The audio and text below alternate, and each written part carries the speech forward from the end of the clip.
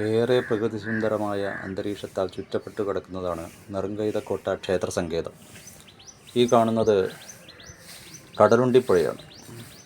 അതിൻ്റെ ഓരം പറ്റി കിടക്കുന്ന മേക്കോട്ട ഭഗവതി ക്ഷേത്രമാണ് ഇപ്പോൾ നമ്മൾ കാണുന്നത്. ഇവിടെയാണ് പ്രസിദ്ധമായിട്ടുള്ള താലപ്പൊലിയൊക്കെ ഉണ്ടാവാറ്. താലപ്പൊലിയും വെടിക്കെട്ടും ഇവിടുത്തെ വളരെ പ്രശസ്തമാണ്.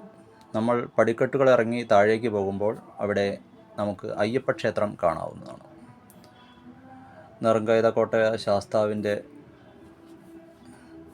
ആവാസസ്ഥാനമാണിവിടെ. ശ്രീകോവിലിൻ്റെ തൊട്ട് താഴെയായിട്ട് നമുക്ക് പാട്ടമ്പലവും കാണാം. അതോടൊപ്പം തന്നെ ശ്രീകോവിലിൻ്റെ താഴെയായിട്ടൊരു രഹസ്യ അറയുമുണ്ട്.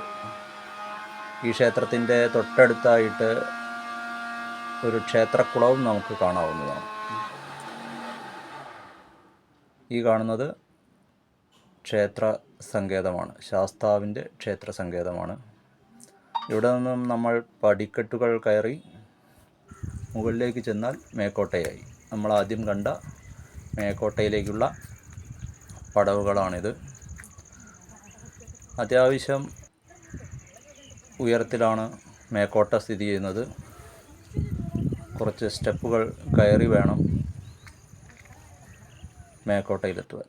അത് പേര് സൂചിപ്പിക്കുന്ന പോലെ തന്നെ മേലെ സ്ഥിതി ചെയ്യുന്ന കോട്ട.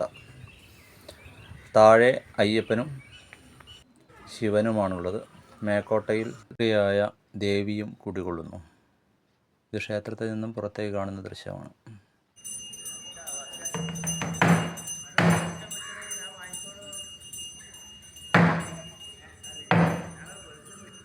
ഈ വഴിയിലൂടെയാണ് നാം ഇപ്പോൾ കയറി വന്നത്.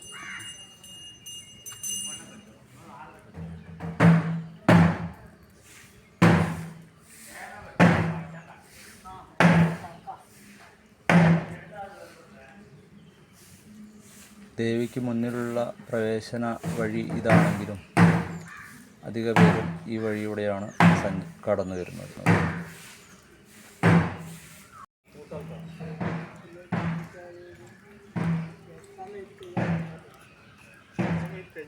ഇവിടെ ഒരു ഗണപതിയുടെ ശ്രീകോവിൽ കൂടി അടുത്ത കാലത്ത് പണിഞ്ഞിട്ടുണ്ട്. മേക്കോട്ടയിലെ ശരിക്കുമുള്ള പ്രവേശന കവാടം ഇതാണ്. കോഴിക്കോട് മലപ്പുറം ജില്ലയുടെ അതിർത്തി പങ്കിടുന്ന സ്ഥലമാണ്. കടലുണ്ടിപ്പുഴ കഴിഞ്ഞതിനാൽ ഇത് മലപ്പുറം ജില്ലയിലാണ് ഇന്ന് സ്ഥിതി ചെയ്യുന്നത്. മലബാർ ദേവസ്വം ബോർഡിൻ്റെ ഭരണത്തിൻ കീഴിലാണ് ഇന്ന് ക്ഷേത്രമുള്ളത്. സാമൂതിരി രാജ ട്രസ്റ്റിയാണ്.